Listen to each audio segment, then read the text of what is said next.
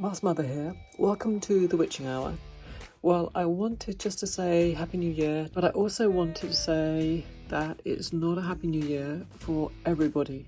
There's so much suffering that goes on in the world, and there are so many people that don't feel that it's a happy place for them. They don't feel going forward into this new year that they're going to get anywhere or achieve anything. Many of them have got really bad health issues. Many of them are suffering from depression, anxiety, whatever it may be. It's really important for us all to take a minute out and to remind ourselves of the people who are actually suffering. Certainly don't feel like saying Happy New Year. Like to be thoughtful of the people who are suffering or scared to go through with the new year. And also I just wanted to mention about how, this whole New Year's resolution thing.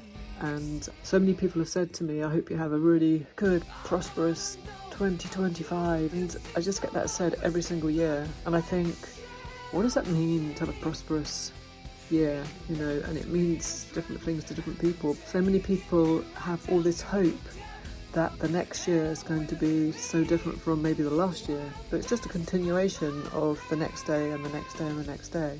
So January the 1st is, I think, maybe like the 9th day into winter, the winter being 21st, 22nd of December. So we're actually just entered the bowels of winter, a depth of winter. So how on earth that's supposed to be the new year on January the 1st, I don't know. So I think the Chinese and the Persian people have it right, where they celebrate New Year in March when the spring is here. So correct me if I'm wrong, but I think that's the right way to do it. Really, we're just revolving around the sun with our little planet. So it's not suddenly get to January the 1st and it's this brand new year and it's a brand new you, and you've got a chance now this year to reset and become prosperous and be successful. Every day is a new opportunity and chance to make one step further towards our goals. For those who want to get somewhere, I just think it's one day at a time, and it's hard. And so many people quit the race before they really even get started. It's the staying power and the tenacity to keep going. So I just wanted to share the whole Happy New Year thing with everybody for what it's worth. And wasn't sure whether I was going to continue with Mars Mother, but I have got some subscribers. I'm grateful, 100% grateful for every single subscriber I've got. God, my arm is aching so badly from holding this phone. You don't have to have millions of subscribers to feel grateful. If you do have millions of subscribers, and I don't know what that feels like, then I think it's like a really big responsibility what you say to people, huge responsibility. And I don't think there's any, steps or numbers or whatever you can say. 7 steps to fulfilling your wishes in the coming year or being successful, or I don't believe in that. I believe that everybody really knows what they have to do, whether it's, lack of discipline they're suffering from, or whether it's something else that's holding them back. But I don't believe in all these steps and stages, and I don't believe that they work. I believe hard work works, I believe consistency works, I believe discipline works, and let's face it, those are the things that we fall flat on and we struggle with quite a lot. So really it's the hardest things, but the things we already know. I think that's the truth. Depression and feeling really terrible, that's just going to stop you in your tracks. It's so hard for somebody who suffered from so much depression. I really understand how hard it is. It's just like moving through treacle every day. It's very, very difficult.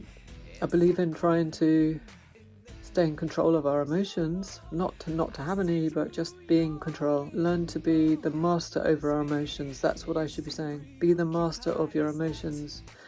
And then if you've got some people who are a little bit immature or don't understand things, it just doesn't affect you emotionally, so it washes over your head. I don't think you need to cut everybody out of your life. I think it's like your own damage control.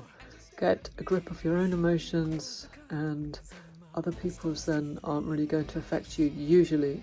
Always have empathy and compassion, and never allow your emotions to get pushed so far back that you can't reach them anymore, because that they are who we are, and there's no point in doing anything if we don't feel anything. I've also started a new DIY channel, an art channel and a music channel. The music channel being obviously what I'm most passionate about. If anybody remembers, my journey here was to see if it was possible to do the content creation and get somewhere, and I don't really feel I've got anywhere so far. Hasn't been a year yet. I haven't monetized or reached that level. Haven't got anywhere near as amount of subscribers as you need to monetize. As I say, I'm really grateful for every subscriber I've got, but I want to offer more quality, so that's why I've branched out into some other channels. But who is Masked Mother? Why should I keep this going? Or maybe it's a bit silly, you know, I'm not sure. But there's something I do like about Masked Mother, and I really like the Witching Hour.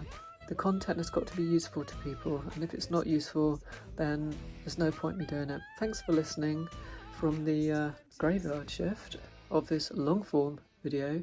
Good night, and until the next time.